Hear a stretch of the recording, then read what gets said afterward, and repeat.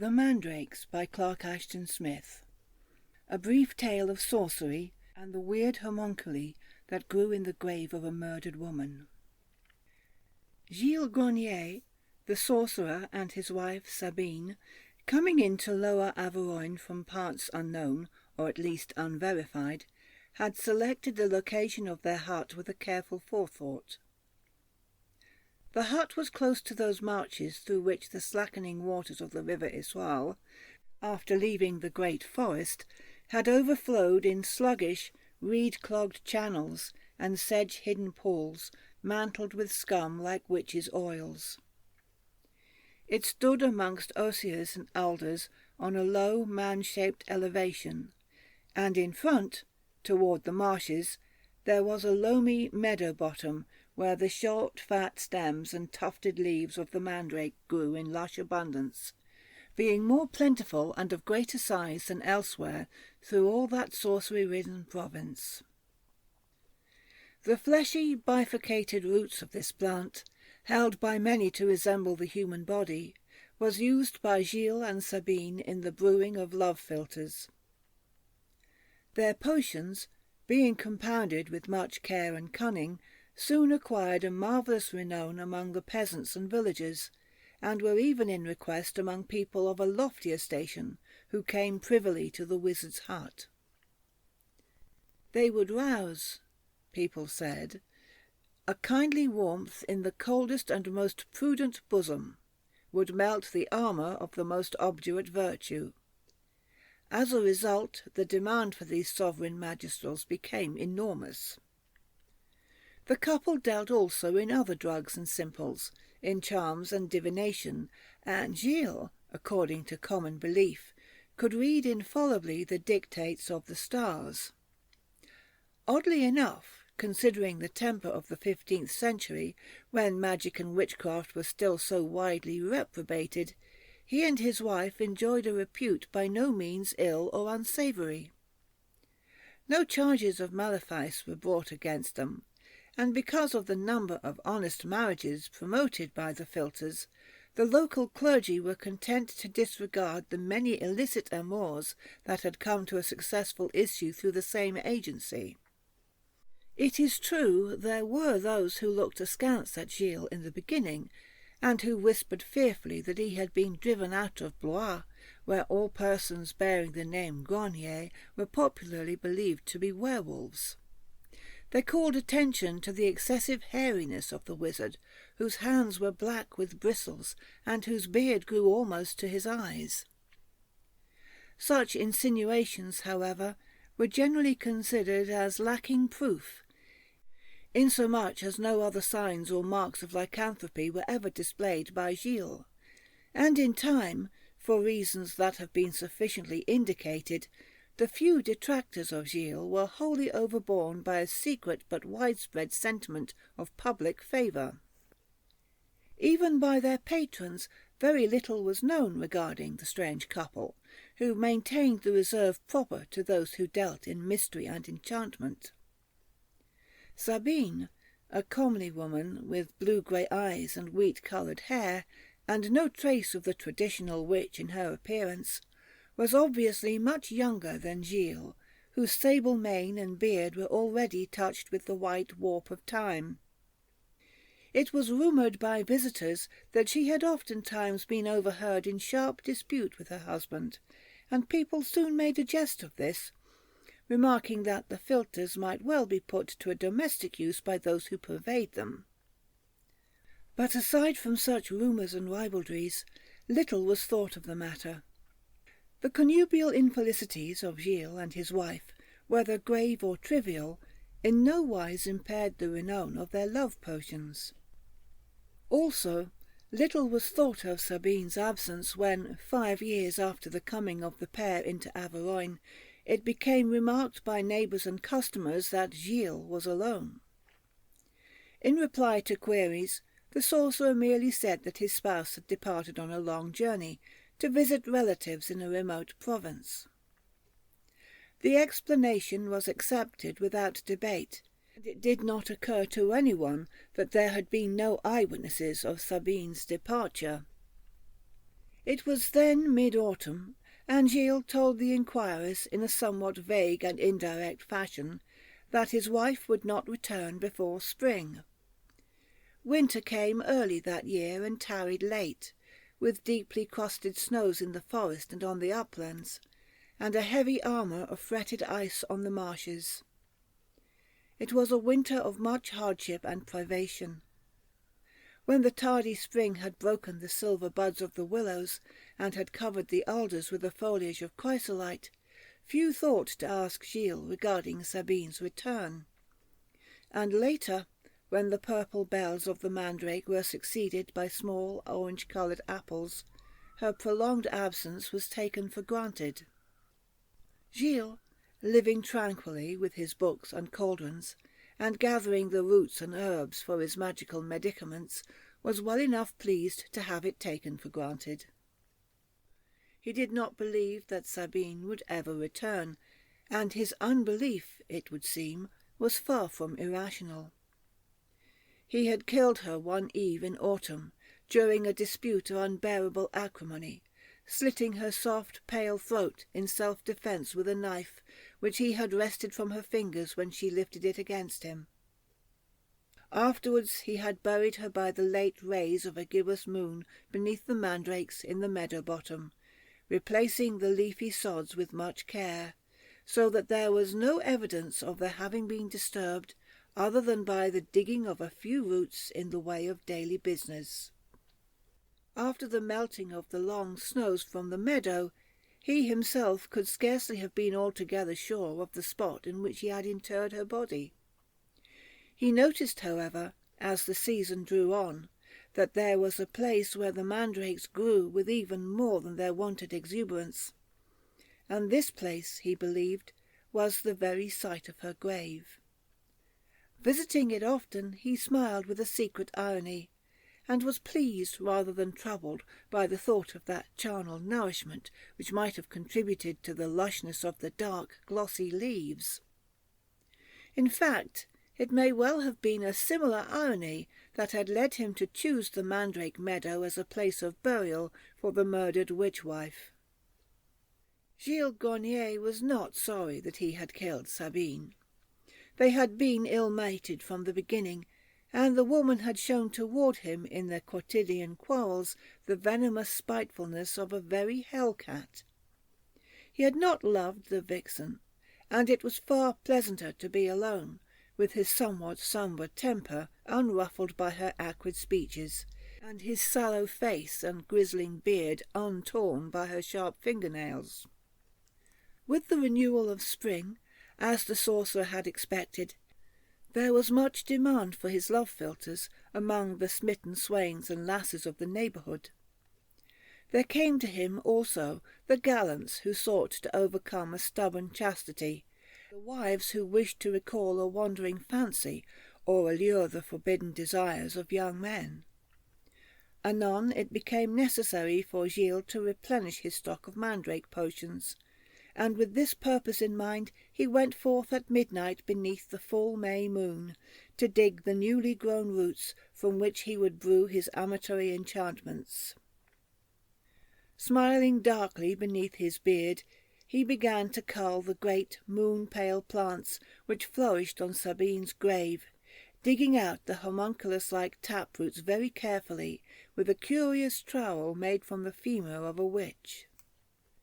Though he was well used to the weird and often vaguely human forms assumed by the mandrake, Gilles was somewhat surprised by the appearance of the first root.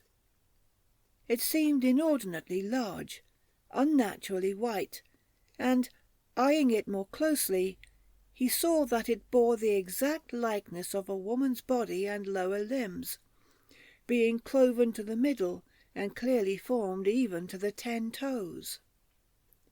There were no arms, however, and the bosom ended in the large tuft of ovate leaves. Gilles was more than startled by the fashion in which the root seemed to turn and writhe when he lifted it from the ground. He dropped it hastily, and the minikin limbs lay quivering on the grass. But after a little reflection, he took the prodigy as a possible mark of satanic favour, and continued his digging. To his amazement, the next root was formed in much the same manner as the first. A half-dozen more, which he proceeded to dig, were shaped in miniature mockery of a woman from breasts to heels, and amid the superstitious awe and wonder with which he regarded them, he became aware of their singularly intimate resemblance to Sabine. At this discovery, Gilles was deeply perturbed, for the thing was beyond his comprehension. The miracle, whether divine or demoniac, began to assume a sinister and doubtful aspect. It was as if the slain woman herself had returned, or had somewhere wrought her unholy simulacrum in the Mandrakes. His hand trembled as he started to dig up another plant, and, working with less than his usual care, he failed to remove the whole of the bifurcated root, cutting into it clumsily with the trowel of sharp bone. He saw that he had severed one of the tiny ankles. At the same instant, a shrill, reproachful cry, like the voice of Sabine herself, in mingled pain and anger, seemed to pierce his ears with intolerable acuity, though the volume was strangely lessened, as if the voice had come from a distance. The cry ceased and was not repeated. Gilles, sorely terrified, found himself staring at the trowel, on which there was a dark, blood-like stain. Trembling, he pulled out the severed root, and saw that it was dripping with a sanguine fluid. At first, in his dark fear and half-guilty apprehension, he thought of burying the roots which lay palely before him, with their eldritch and obscene similitude to the dead sorceress. He would hide them deeply from his own sight and the ken of others, lest the murder he had done should somehow be suspected. Presently, however, his alarm began to lessen.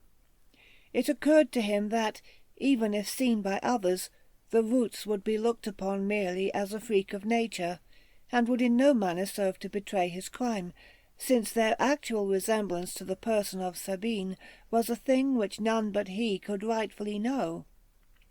Also, he thought, the roots might well possess an extraordinary virtue, and from them, perhaps, he would brew philters of never-equalled power and efficacy. Overcoming entirely his initial dread and repulsion, he filled a small osier basket with the quivering, leaf-headed figurines. Then he went back to his hut, seeing in the bizarre phenomenon merely the curious advantage to which it might be turned, and wholly oblivious to any darker meaning, such as might have been read by others in his place. In his callous hardihood, he was not disquieted overmuch by the profuse bleeding of a sanguine matter from the mandrakes when he came to prepare them for his cauldron. The ungodly, furious hissing, the mad foaming and boiling of the brew, like a devil's broth, he ascribed to the unique potency of its ingredients. He even dared to choose the most shapely and perfect of the woman-like plants, and hung it up in his hut amid other roots and dried herbs and simples, intending to consult it as an oracle in future, according to the custom of wizards. The new philters which he had concocted were bought by eager customers, and Gilles ventured to recommend them for their surpassing virtue, which would kindle amorous warmth in a bosom of marble, or inflame the very dead. Now, in the old legend of Averoigne, which I recount herewith, it is told that the impious and audacious wizard, fearing neither god nor devil nor witch-woman, dared to dig again in the earth of Sabine's grave, removing many more of the white female-shapen roots, which cried aloud in shrill complaint to the waning moon, or turned like living limbs to his violence. And all those which he dug were formed alike, in the miniature image of the dead Sabine, from breasts to toes, and from them, it is said, he compounded other philters, which he meant to sell in time when such should be requested. As it happened, however, these latter potions were never dispensed, and only a few of the first were sold, owing to the frightful and calamitous consequences that followed their use. For those to whom the potions had been administered privily, whether men or women, were not moved by the genial fury of desire, as was the wanted result, but were driven by a darker rage, by a woeful and satanic madness, irresistibly impelling them to harm, or even to slay the persons who had sought to attract their love. Husbands were turned against wives, lasses against their lovers, with speeches of bitter hate and scatheful deeds. A certain young gallant who had gone to the promised rendezvous was met by a vengeful madwoman, who tore his face into bleeding shreds with her nails. A mistress who had thought to win back her recreant knight was mistreated foully and done to death by him who had hitherto been impeccably gentle, even if faithless. The scandal of these untoward happenings was such as would attend an invasion of demons. The crazed men and women, it was thought at first, were veritably possessed by devils. But when the use of the potions became rumoured, and their provenance was clearly established, the burden of the blame fell upon Gilles Grenier, who by the law of both church and state was now charged with sorcery. The constables who went to arrest Gilles found him at evening in his hut of raddled osiers, stooping and muttering above a cauldron that foamed and hissed and boiled as if it had been filled with the spate of Phlegethon. They entered and took him unaware. He submitted calmly, but expressed surprise when told of the lamentable effect of the love philters, and he neither affirmed nor denied the charge of wizardry.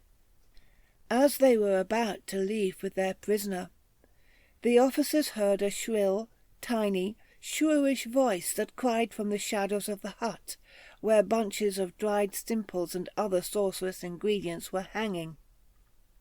It appeared to issue from a strange, half-withered root, cloven in the very likeness of a woman's body and legs, a root that was partly pale and partly black with cauldron smoke. One of the constables thought that he recognized the voice as being that of Sabine, the sorcerer's wife.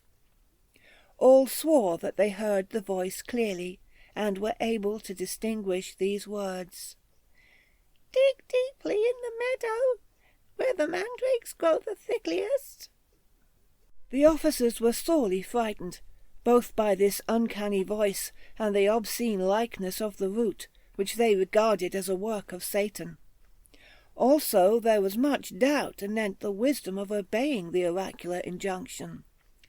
Gilles, who was questioned narrowly as to its meaning, refused to offer any interpretation, but certain marks of perturbation in his manner finally led the officers to examine the mandrake meadow below the hut. Digging by lantern light in the specified spot, they found many more of the enchanted roots, which seemed to crowd the ground, and beneath they came to the rotting corpse of a woman, which was still recognizable as that of Sabine. As a result of this discovery, Gilles Grenier was arraigned not only for sorcery, but also for the murder of his wife.